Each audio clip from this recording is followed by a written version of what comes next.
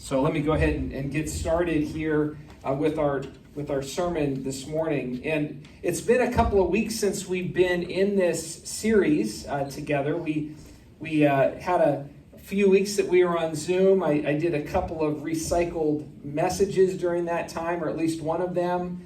And then last week we had our Vision and Value Sunday and our annual meeting. And so we're jumping back into the book of Nehemiah. We've got a few weeks left, at least one more week left in this book, maybe two, depending on how far I get with my sermon today. It's quite lengthy today, so I probably will break this into two parts and do half of it this week and half next week, because there's a lot of information, a lot of good teaching here for us, because we're going to look at Nehemiah 5, which Pat just read for us, and then we're also going to look at some teaching that Jesus gives us in Matthew chapter 25, which really acts as a parallel to some of the main themes that we're seeing in this particular chapter. So again, just as a quick reminder, we've been in this series in Nehemiah where we've been focusing on really what it was like for the people of Israel after they'd come out of captivity in Babylon. They'd come back to Jerusalem, and they had been living in the city and within the city walls, you could say, of Jerusalem for quite some time, and had gotten used to life being pretty much miserable.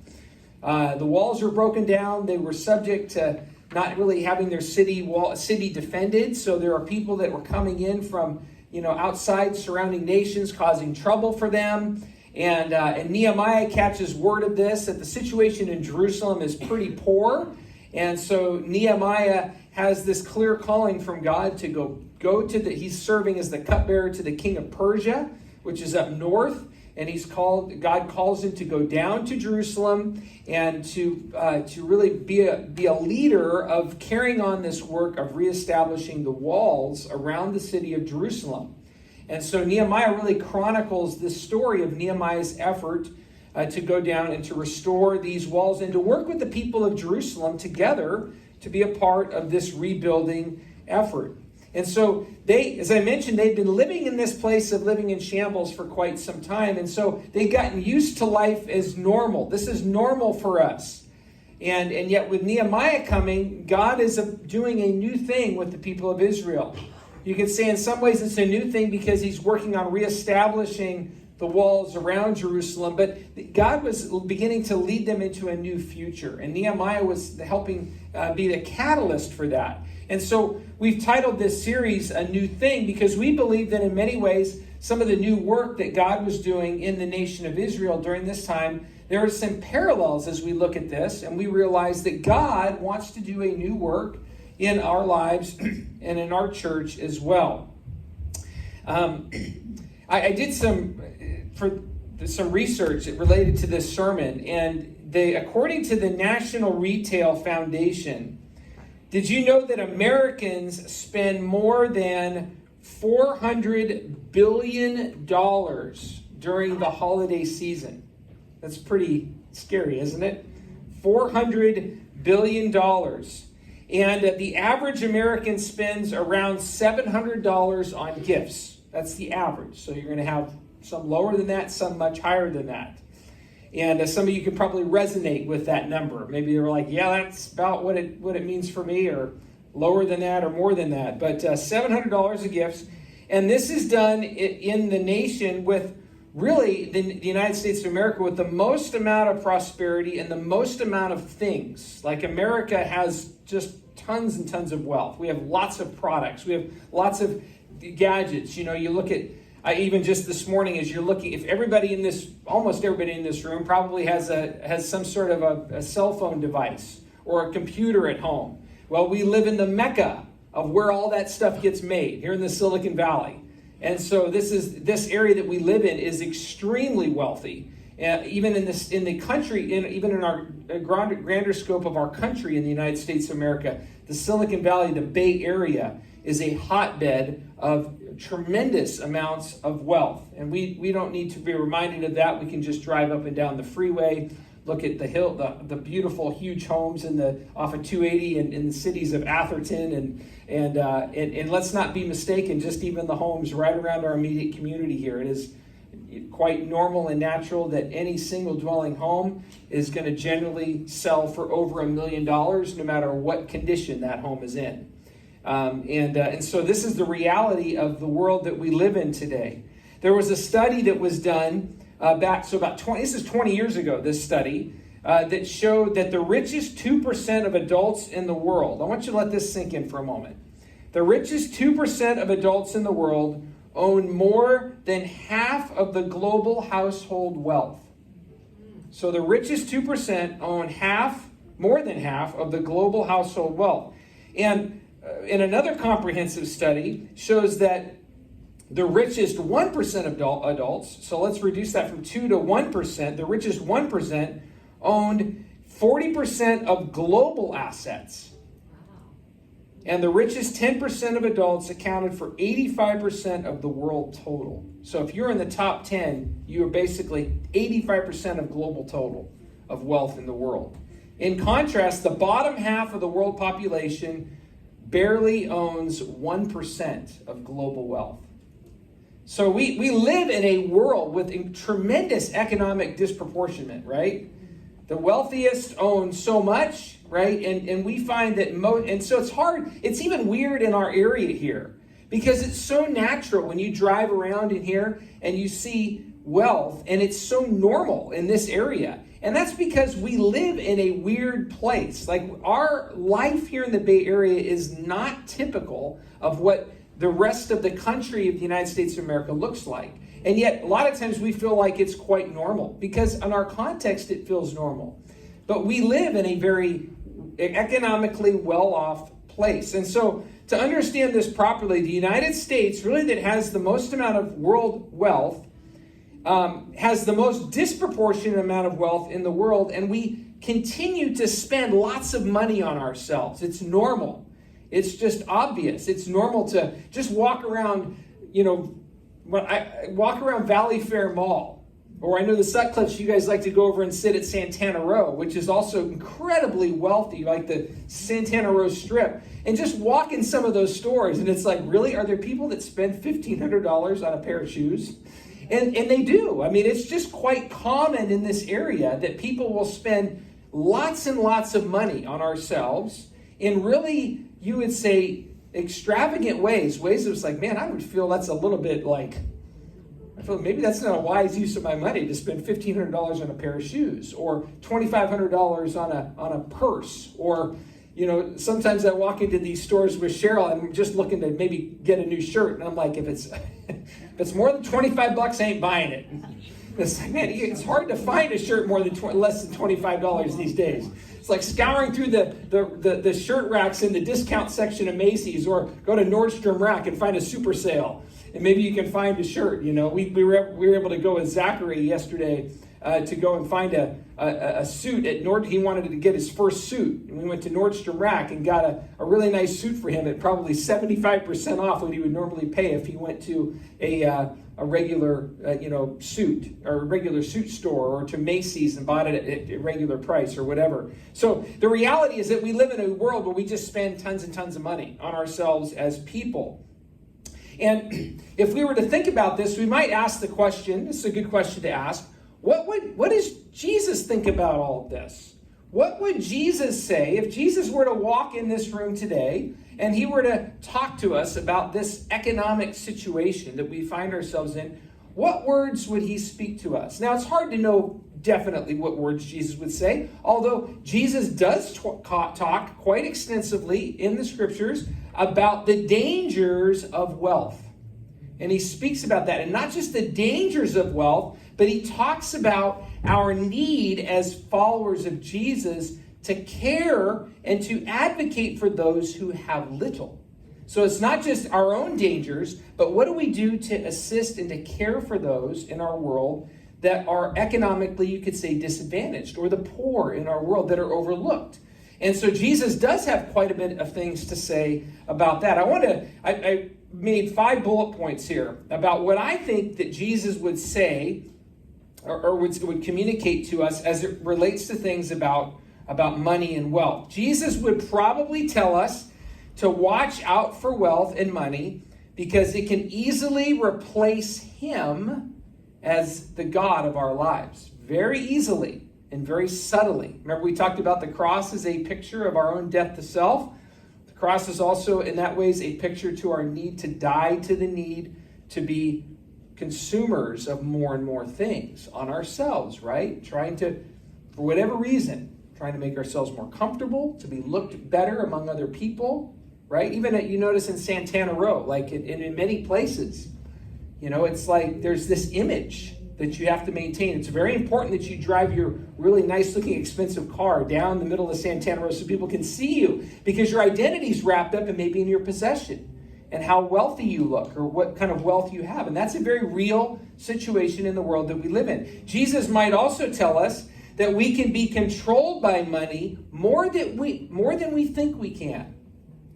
And that it can embed itself in our minds and our hearts in subtle ways and lead us to really do crazy, addicted-like things. And it can happen without us really being necessarily overtly aware of it. It can be so much a part of the culture, it seems normal.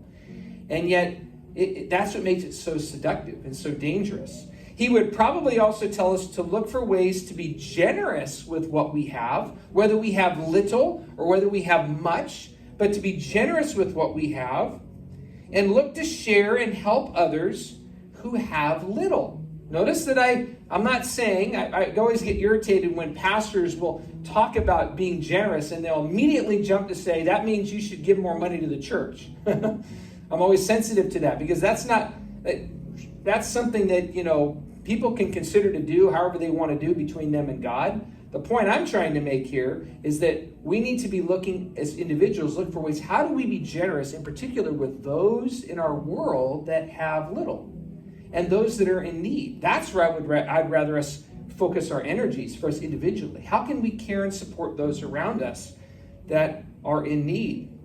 We would also probably say that money, or Jesus would probably say that money is not in and of itself a bad thing.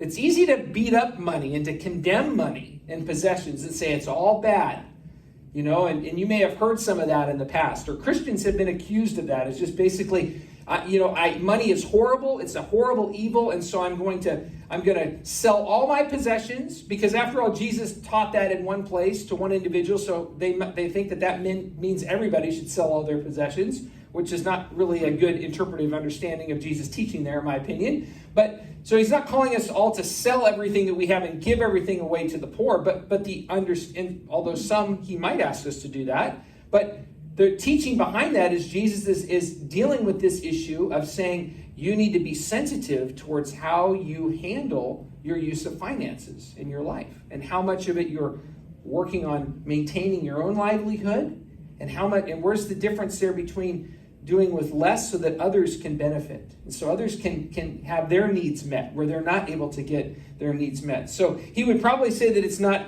bad in and of itself, but it needs to ultimately, here's an important thing, it ultimately needs to be seen as his, not ours.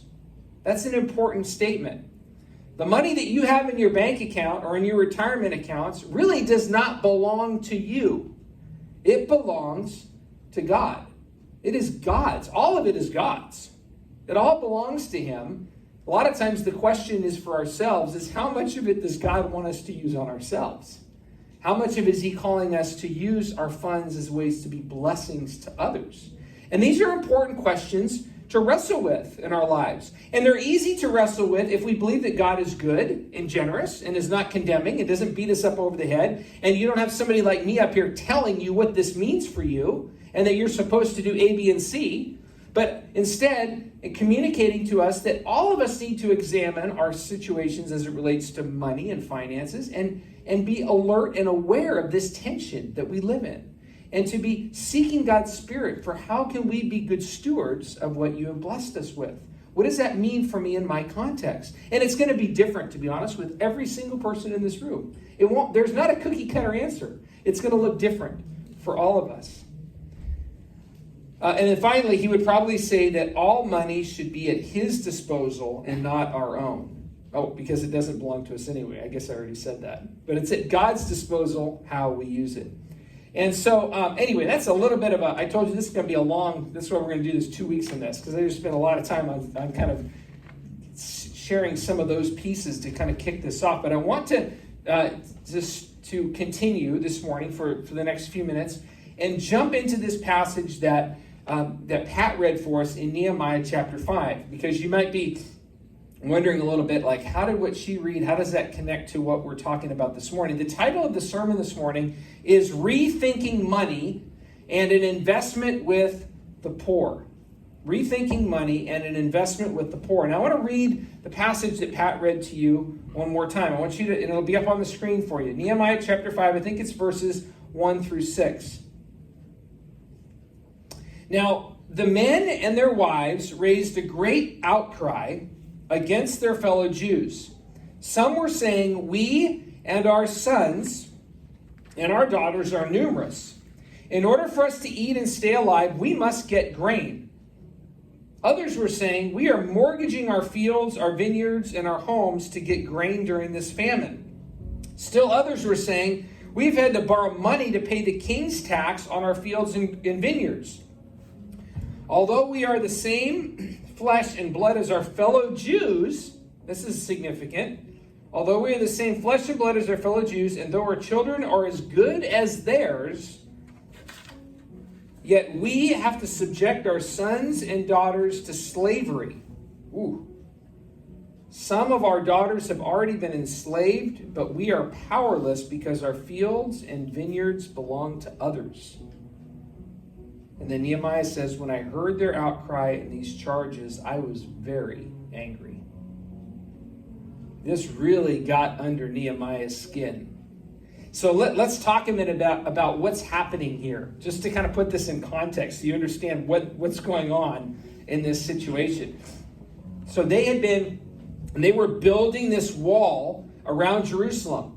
And so the building of the wall and the external opposition that the people had been facing had put the people of Israel, had put a significant strain on the economic subculture of the people and their nation. You can even think of the economic strain and the challenges that have occurred since when we were 3 years since the pandemic hit.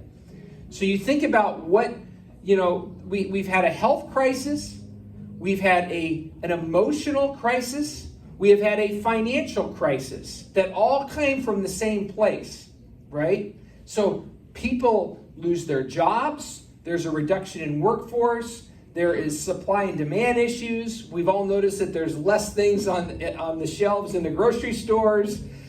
There's less people to deliver the items off the ships to get to where they need to go. The pandemic has affected the economic subculture of our nation as well. And so you can see that in this context for the people of Jerusalem, that with their walls broken down, with this external pressure that they've been experiencing, the economic subculture of the people had been suffering. There's a problem going on here. It has disrupted life for them. The need to have extra labor. So, and it's not just that, but now Nehemiah comes in and he says, we're going to come together and we're going to build this wall. So all the people, and it's not just, Nehemiah that's doing this, he's really rallying the people of Jerusalem together to be a part of this rebuilding effort. Well, if you have all these people coming together to rebuild the wall, what were they doing prior to rebuilding the wall? Well, they were working on caring for their needs, making a living, sustaining their lives. And now they're coming together and they're building this wall. They've essentially either put their jobs on hold, they've stopped planting crops for that season because the focus is to get the wall intact, which is important for the longevity of the people and in the nation. And so they're paying less attention to farming and producing the crops for food to support the economy. And things are strained, not only because of so much effort that's going to the rebuilding of the wall, but the families were not able to keep up with their regular life-sustaining responsibilities to support themselves and to make it. So do you see how that could be the case? Do you see how that could be that makes sense. I mean, just for a moment, think about if you were looking at something happened catastrophic here in the city of San Jose, and the mayor said, "Hey, we need to rally as many people from the city of San Jose to come together and to participate in this effort, because if we don't, that our city is sure to collapse or something. It's going to lead to a major disaster or whatever. And we came together. Well, that would mean that other things would suffer, right? It means that other jobs are going on hold. And it's going to have some impact financially all across the board. And this is what the people of Israel were dealing with. And to make it worse, it seems that there were Jewish people that had come out of Babylon that were wealthy. They had somehow economically been more advantaged in Babylon, and they came home. And when they came back from Babylon, they actually began to use their wealth to actually oppress their fellow brothers and sisters and cause problems for them that was causing their children to be sold into slavery. I mean, it had gotten that bad. So it wasn't just all the people that are trying to destroy them from the outside, but it's inward. Like there's this inward problem. And verse 6 tells us that when Nehemiah gets word about this, he is very angry. As you and I would probably be very angry. How would you like it, right? If something horrible happened in our community, and I used that as a mechanism to economically oppress our church and our neighbors. I mean, I would hope that you would have like other church leaders and our district superintendent very angry about the actions of Darren Johnson as it relates to our church. That's just not right. It's not a good thing. It's horrible what you're doing. And this is what Nehemiah is struggling with. This is what Nehemiah is getting under Nehemiah's skin. And so he goes to the people and he addresses these problems with the nobles and the officials. And fortunately, if you want to read the ensuing verses after verse 6, the nobles and the officials, they heed Nehemiah's words and they change their actions. They repent. They change course. They stop doing what they were doing to oppress the people. That's a good win. That's a successful, intervention, you could say, on Nehemiah's part. And it's going to result not just in ceasing to oppress them, but they're taking an economic hit now. So now they are going to have less than they are comfortable with because they're no longer able to use the economy to oppress others. And so what we see here in Nehemiah 5 are the dangers of money and greed and how it leads to poverty and injustice. As Nehemiah and the people model, we have a responsibility to keep ourselves free from the abuse of money due to greed. And we are also called to be those that are alerted to and paying attention to those around us that are in need, those that are struggling, whether that's through pursuing justice and helping correct systems that are causing injustice to the poor, to the least of these or the less fortunate, or it's obviously grassroots of just working with and helping people where they are and what they're dealing with. And so with the remaining part of the sermon today, which is going to be another carry on, as I mentioned, to next week. I want us to turn our attention to Jesus and look at some of the words that he says as it relates to some of these things that we've been talking about. And so I'm just going to, for this morning, I'm going to hit just one section of Matthew chapter 25. I'll share that and then I'll stop for the day. And then we'll continue next week with the ensuing sections of Matthew 25 and then I think I've got like 6 points of application. So I want you to please come next Sunday. Be a part of next Sunday to get some of the application as it relates to all of this for our lives. And so what I want to do is look at Matthew chapter 25, verses 31 to 46. That's a longer section of Scripture. And we're just going to look at verses 31, 32, and 33 of Matthew chapter 5. It'll be on the screen in a moment. But the concepts of giving and not being controlled by or letting money become a god to us is really something, as I mentioned before, that's important for us as disciples of Jesus. Jesus teaches extensively about this. We're going to see this in this passage as well this morning. As we look into the Scriptures, we find that Jesus seems to have some strong and straightforward teaching for his disciples in terms of several things. That he calls us to turn away from the inordinate pursuit of wealth. He wants us to be people that are pursuing justice. And he's also wanting us to be people that re-examine our roles as disciples towards each other and the rest of the world. Did you know that your identity as a follower of Jesus is not just something for you to put on your shirt that says, "Hi, my name is Darren, I'm a Christian." hi, my name is Darren, I'm a disciple of Jesus. It's not just something that you say about yourself or that you, a label that you give yourself, but when we make that statement as being Christians or followers of Jesus, disciples of Jesus, it carries with it a responsibility. It carries with it we are called then to be representatives of the person, the man God, you could say, Jesus, fully God, fully human, who has patterned for us, shown us how we are to live and to operate in this world. And a lot of Christians in our country and our world don't get this. It's like Christian by identification. Well, I guess I have to select the box I'm Christian because I grew up Christian, or I grew up Catholic, or so I'm a Catholic Christian, or whatever it may be. Even in our evangelical churches, well, I grew up Nazarene, or I grew up Baptist, or I guess I'm a Lutheran, or whatever it is, right? So we identify with certain things, but Jesus doesn't want us to necessarily identify with a name. We're called to identify with a person. We're called to identify with Jesus, and identifying with him means that we look at his life with an aim towards replication, that we do what we see him doing. And so as disciples, we have a responsibility to be the people of Jesus among each other and among those in our world. You don't separate those two. They go together. So, setting a little bit of context here for this chapter in Matthew chapter... actually, you know what? I'm going to stop here because I don't want to even jump into Matthew 25. Because I'm going to set some context and then jump into these verses. I'm going to save that for next Sunday for us. So I want you to be thinking and considering as you continue this week. Maybe go back and read through Nehemiah 5 again. And I want you to, as you come back next Sunday, please come back or be with us on Zoom. And actually, if you want to read in advance, read Matthew chapter 25, verses 31 to 46. Maybe read that in preparation. There's some really challenging teachings here from Jesus in that chapter. Talking about separating the sheep from the goats. And he uses some pretty challenging language as it relates to money and finances and how we handle things of injustice and caring for those in our world that have less.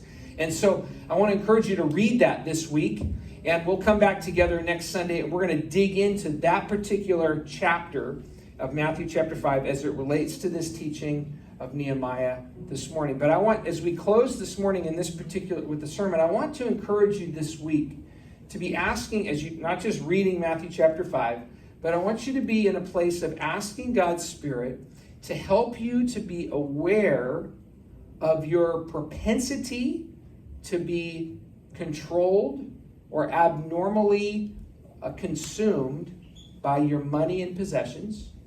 It may be that I like to spend too much on myself, or I don't ever feel like I have enough. Control can happen either direction.